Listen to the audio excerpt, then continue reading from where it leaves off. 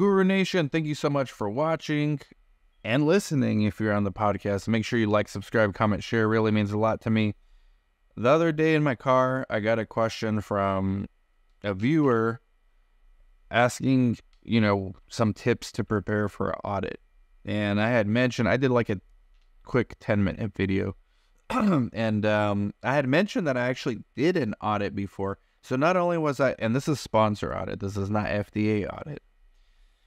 I've been through many sponsor audits as a site, but I've also, and probably what's more helpful for you sites out there, is I did probably a handful of audits as a contractor for a sponsor.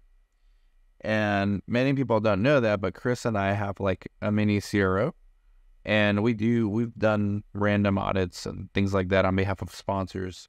So I have in front of me, I have 3 different documents. One is the audit SOP for like a CRO or a sponsor. So I'll start with that really quick. And then I have a real audit plan outline. And then I have a final audit report. And these are all like 3 separate instances, and obviously not going to get into the details. Quite honestly, I don't even remember the details, but these were done like 5 years ago. But I think it's good to like give a concept to illustrate the concept and drive home like what the sites really want to know, which is what to expect during a sponsor audit. So let's start with the audit SOP for a sponsor or a CRO. And if you're a site watching or listening, you're going to be interested because this is like exactly what the auditor is going by. So it's a quality assurance audit. It's preparing the site for a regulatory inspection, potential regulatory inspection. There's a checklist here. So we'll go through this right now, just really quick. This is the audit SOP that Chris and I developed. Periodic quality assurance audits. The scope of this SOP is to prepare for an auditor how to go about doing it. The applicable regulations and guidelines are 21 CFR 312.60, 61, 62, 64, 66, 86, 69, and 45E, as well as 21 CFR Part 11, which is electronic record. So basically, general responsibilities of investigators, control of the investigational drug or product, investigator record keeping and record retention, investigator reports, assurance of IRB review, inspection of investigator records and reports, handling of controlled substances, responsibilities of investigators. And they break it down by who you should try to talk to at the site. So site director, or if the site has a compliance manager, if the site has a regulatory manager, the PI, obviously, the coordinator. It just kind of goes through who these people are, who you should try to make contact with. And this is like the overview of what the auditor should kind of look for. And then you have, now I'm on the individual plan for a GCP audit. So there's different types of audits. You can audit as a sponsor. You can audit the site for a specific reason. Like if you already know, hey, this site for some reason screen failing a bunch of people, way more so than other sites, or maybe way less so than other sites, you can go in there and kind of pinpoint and target like on that particular aspect. Or it could be anything. Maybe this site's, has a lot of protocol deviations, especially when it comes to like IP preparation and dosing or IP administration. Or you can just do a general like GCP audit, and where there's of course overlap on all these things, but it's more a general one. And that's the one I did because this site was a high enrolling site, and the sponsor wanted us to make sure they were FDA ready, regulatory audit ready. So there's actually a part on here because we were a third-party company. We brought up during the audit plan, the sponsor also wanted us to audit their protocol in a way. This was a really small sponsor. And so besides auditing the site, we audited the sponsor's protocol as well. And you can kind of see a lot of things when you're auditing the site where like the protocol might be improved. And a lot of times when you get protocol amendments, it might be because an auditor brought it up to the sponsor. Hey, you know what? We audited this site. This is what we found. It might be a design issue with the protocol, and, you know, with enough confirmation maybe from other audits or just enough discussion amongst the team, the protocol could get amended. So in this case, we did find several issues with the protocol design. It was somewhat ambiguous as to what the temperature range for the IP should be. Another example was the subject questionnaires being completed at the beginning of each visit, and how do we verify that this actually occurred? Because there was no timestamps on the subject questionnaires, they were all paper. And this was before eSource, actually, or before eSource was like a common thing. So the timestamps were really important. Nowadays, the timestamps are on there because most of these things are electronic. So the timestamps are included in the document, which is one of the things I like about Creo, or most eCOA vendors will have time stamped into it. Another issue we found was there was a statement in the protocol that said confirm eligibility and perform randomization. There was no process for confirming eligibility, and there was no documented way that the site was actually putting down on their source how they're confirming eligibility. And then recording changes in concomitant medications. The conmeds were not being gathered at screening visit. So that's the protocol design issues. Like I said in that video I did in the car, the very first thing we did, I told you, informed consent. The most important thing in research. The first thing we did when we got there, we reviewed the site SOPs. Sometimes your auditor will request your SOPs before they come in so that they can prepare themselves before they come in so they're not wasting time on site reading your SOPs and the site's only open from, let's say, 8 to 5. You know, you just spent an hour maybe going through SOPs when you could have been looking at subject records. So we reviewed the site SOPs, especially the section on informed consent, and we then looked into the site's actual process for informed consent.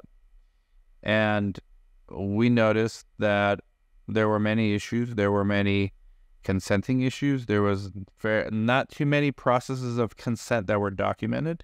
There were some, but they were not uniform and they were not consistent. So sometimes the site would have a process of consent very clearly, like in a narrative fashion. Other times it would be a checklist. And that was fine, even though their SOP didn't specify checklist or narrative, but we had to make sure all those things were actually included that were in the SOP. And what we found was when it wasn't in a checklist form, the narrative sometimes lacked certain elements of the process. For example, most sites have a process of consent that subject is met in a private room, that plenty of time is allowed for questions, that a copy of the consent is given to the patient afterwards, that the site understands that the patient is fully aware and informed of all possible risks and benefits of the study, and then whatever else it may be in the SOP, in the site SOP. We noticed that when it wasn't a checklist, the narrative sometimes missed one or more of those issues. So technically they're not following their SOP. or it's not being documented. And in research, if it's not documented, it didn't happen. So that was a big finding. I recommend sites either put the narrative down or get rid of the narrative altogether and have checklists, which is what we started doing here at our site, Yuma Clinical Trials, because that is one of the things that I've been harping on the staff, and I got sick of harping on it. Hey, let's just put a checklist here instead. Now, at this particular site, sometimes there wasn't a narrative. And same thing on reconsent. It's probably more common on a reconsent. Not only is it a must to obtain the reconsent at the soonest possible visit, meaning if the informed consent just got amended, at the next available study visit for that patient, they should reconsent on the newest version. A very common finding is that sites miss that opportunity and they don't catch it till later. Sometimes they never catch it until the monitor tells them. That certainly happened here during this audit. Another thing that occurs is, okay, maybe they do capture the reconsent, but they forget the process of consent. Happens a lot. So this is a very common audit finding. It is considered a major deviation. It is considered IRB reportable. And if there's enough IRB reportable deviations from a site, the IRBs have been known to notify the regulators. And then the FDA comes and audits the site. And really we want to make sure that sites are following their own processes. So first thing we did as an auditor is look at the site SOPs and make sure that's being followed. Now, you can usually find an issue or two with any site, especially if you're auditing more than one study. In this case, we only audited one study because they only had one study from this sponsor on site. You're not allowed to audit other studies from other sponsors. Only regulators can do that.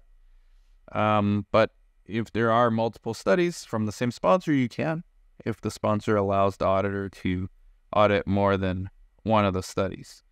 So you can find, like, it's kind of like being a detective when you're an auditor, because you start with like the most expected place for errors and also one of the most important aspects of research, which is the informed consent and the process of consent and following the SOPs.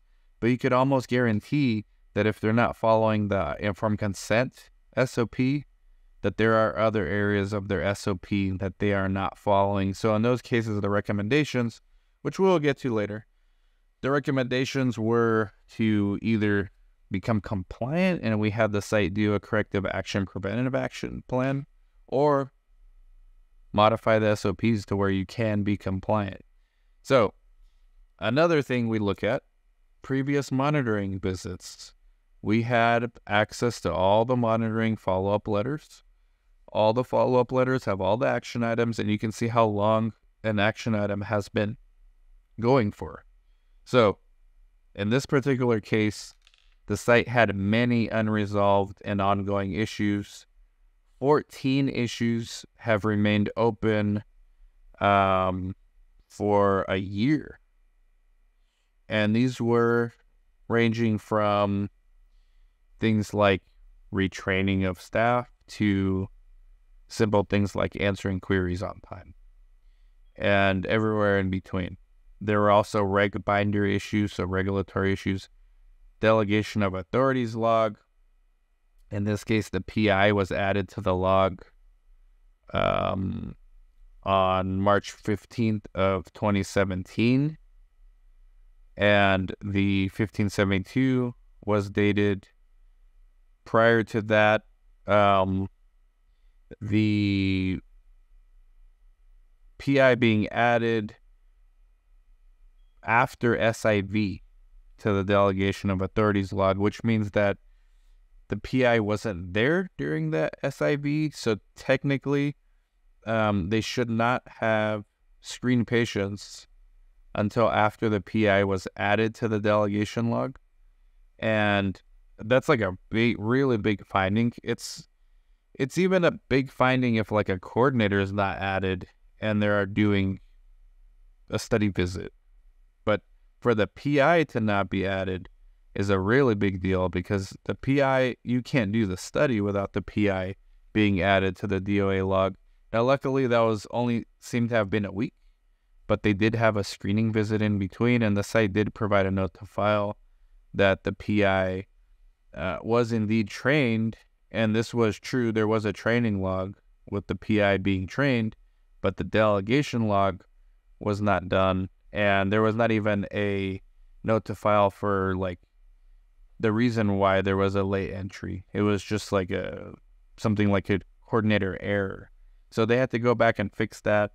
Then they also had a sub-I that was doing work on the study that was not on the 1572, but they were doing work, and they were also not on the delegation log, but they were doing work. So kind of a big finding. And these are more of a GCP violation, and it's not a protocol deviation per se, but it's more of a process issue, which is actually even worse. So we had to have the site do a corrective action, preventative action for how do you prevent these sub-Is or future sub-Is or future staff from doing work on a study prior to being on the DOA log or being on the 1572. And they did a full-on CAPA plan to make sure that doesn't happen. Basically, it boils down to having checks in the workflow to where the regulatory and the coordinator are in communication with each other. And this was a small site. It wasn't a big site. So I think it was just a matter of not documenting things properly. There was missing documents. There were missing financial disclosure forms. There was, for the sub-I, that was also missing from the 1572 and the delegation log, which is not surprising. And there were also expired GCPs. So most GCP vendors have an expiration date. I believe ours that we use are 3 years. In the past, they used to be 2 years. Now they're 3 years, although some sponsors want yearly. So it really depends on the sponsor. It depends on the site SOP. Again, if the site SOP says yearly GCP refresher, but the site's following the expiration date on the GCP and that's more than a year, you're not following your SOP. So you should probably refine your SOP or be compliant with what you're saying. You can't have best of both worlds. You got to pick one. More regulatory stuff. So regulatory is like a huge part of an audit too. Protocol signature pages, when was the protocol amended? And in this case, it was amended 3 times during the course of the study. And when the PI signed the protocol signature page versus when it was first available, those dates ranged. And the PI actually had in some cases, months to sign the protocol signature page for an updated protocol, even though the protocol was updated and the site in most cases did follow the new protocol. It was not put on the protocol signature page, not documented. And to an auditor, to a regulator, that's a huge issue. So that was another corrective action, preventative action finding, and it's a GCP violation as well. ICF log, back to the informed consent. So the log was missing, and the log was incorrect. So in 2 cases, there was patient number 4 and patient number 5.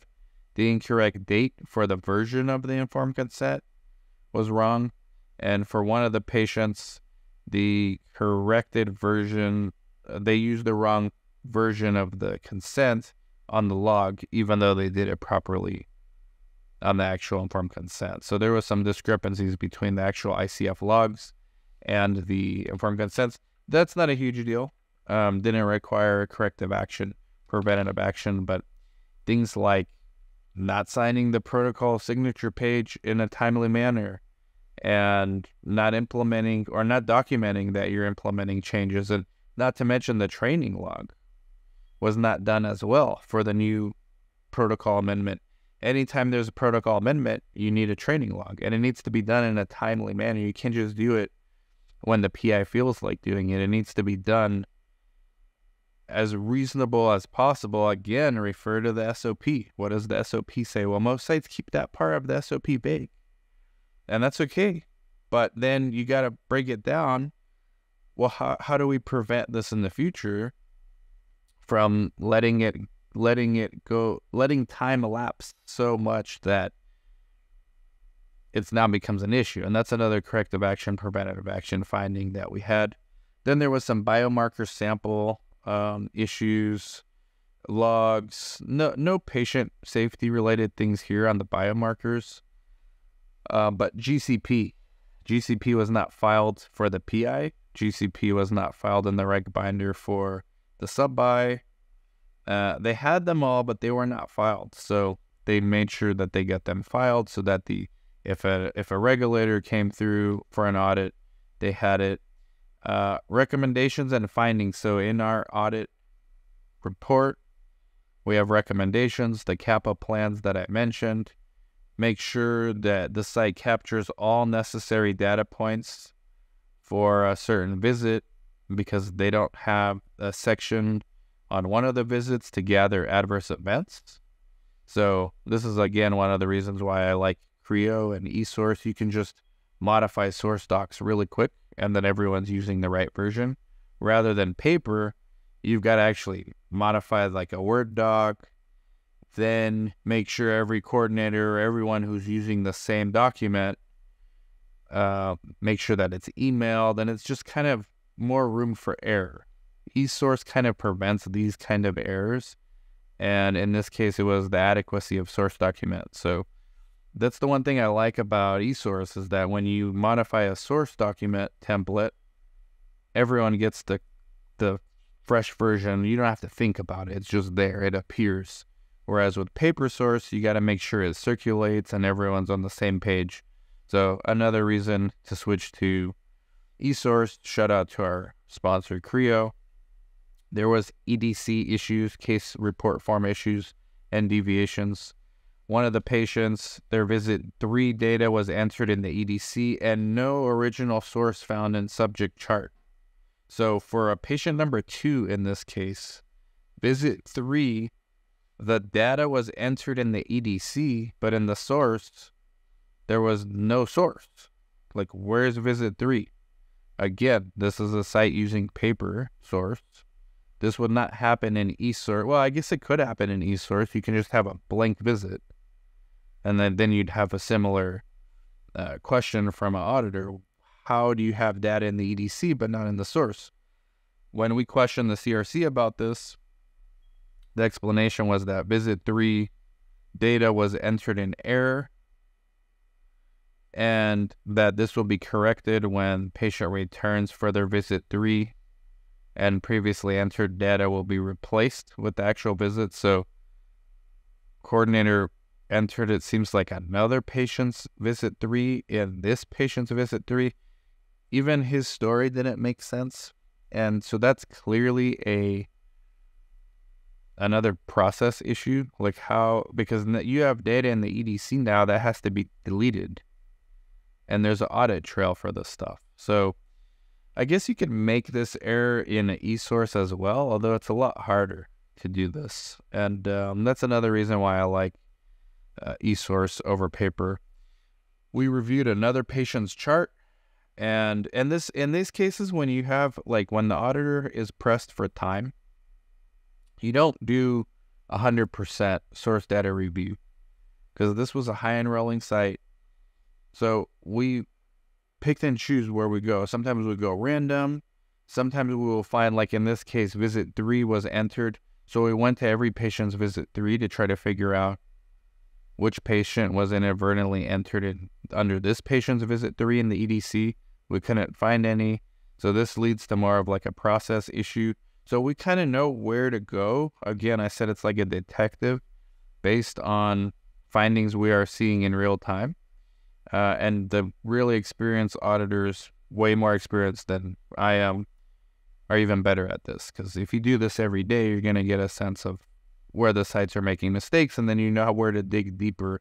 And believe me when I tell you, the FDA is very good at this. That's all they do, are these kind of things. So when we reviewed a chart for a patient, the MRI and chest X-ray was not filed. And so the source was missing, and the coordinator didn't know where it was, but then there was information on the EDC. So again, the site was not filing documents properly.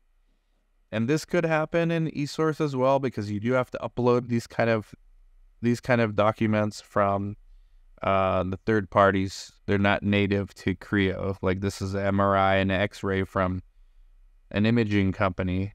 Somebody has to manually upload it. So it could get lost, I guess, as well. And that goes back to process. What's your SOP? What's your SOP for third-party records? Like, how do you keep track of your source? This is a source document. The site's losing it. So CAPA plan was needed here as well. Blood sampling and urine sampling were gathered on different dates for the same visit. Why? There was no documentation or note as to why. Whenever you as a site are doing something unusual, you especially need to document what's going on.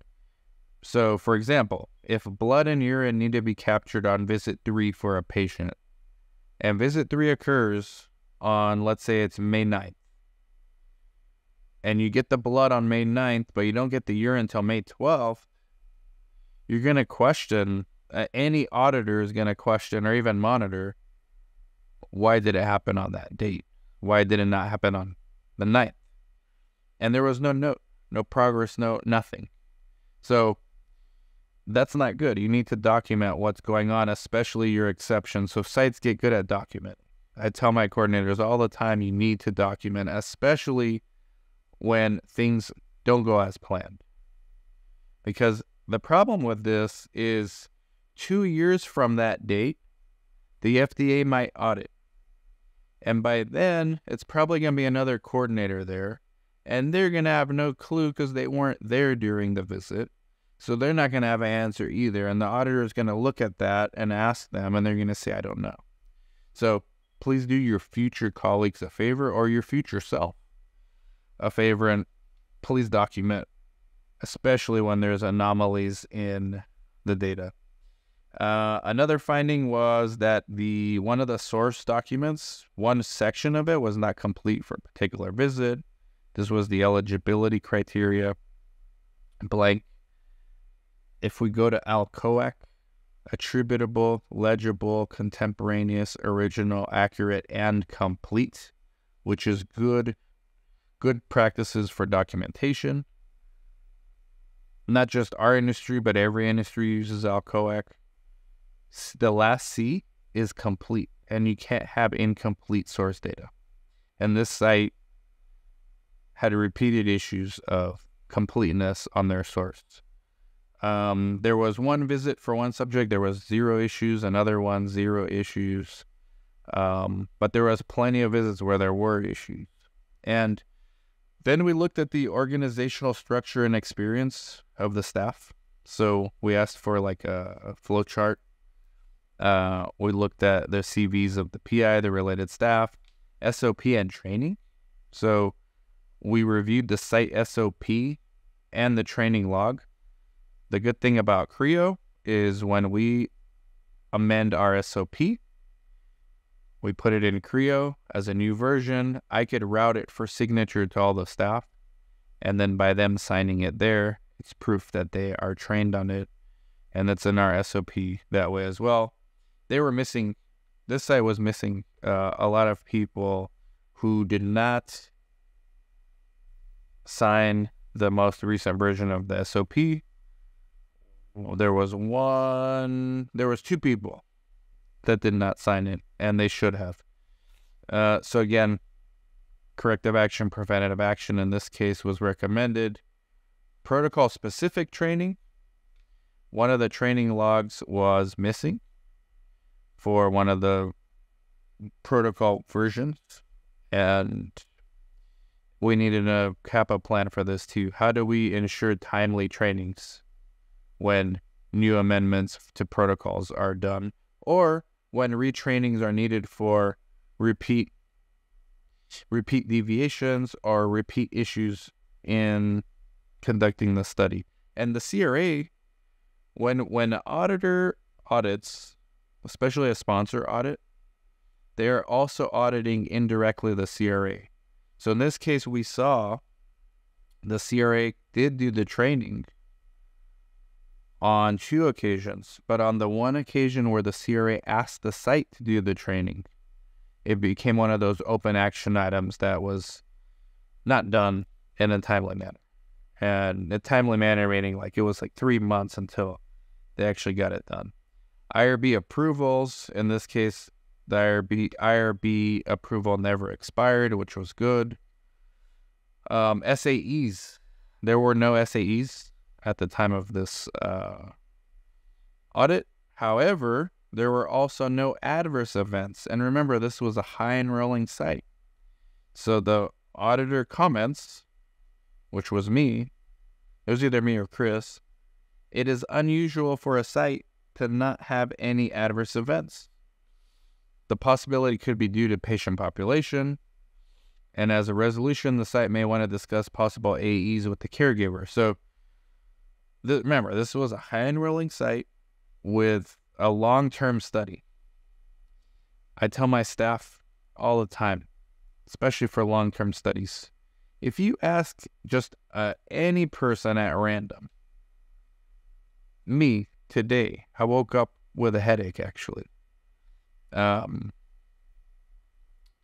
That's an adverse event. If I were to have my study visit today and the staff asked me, hey, how are you feeling? Any adverse events? Any issues? Any side effects you think or due or not due to the study drug? I may say, yeah, headache. I had a headache this morning. If the site doesn't ask, my headache doesn't bother me that much to where I'm going to bring it up to the site if I'm a patient. But that doesn't mean I didn't have an adverse event. And this is a kind of a silly example, but to not have any adverse events for a high enrolling site in a long-term study is unusual. And that shows me, it's virtually impossible. And that shows me that the site might want to discuss possible adverse events with the caregivers. In this case, it was a Alzheimer's study. And those patients sometimes forget, due to the nature of the illness, they may not remember their AEs. This is where you have to have discussion with the caregivers, especially if you're doing Alzheimer's studies. So in this case, the site was not doing something because it's not possible not to have any adverse events for any patients. And for that, it was documented and possibly retraining of all staff and possibly updating their SOPs to have a plan for how to discuss adverse events, not just with patients, but with caregivers. And then we reviewed 100% of the informed consents and only 20% of the EDC. And then we had a closing meeting with the PI, and we gave them our recommendations, and we gave them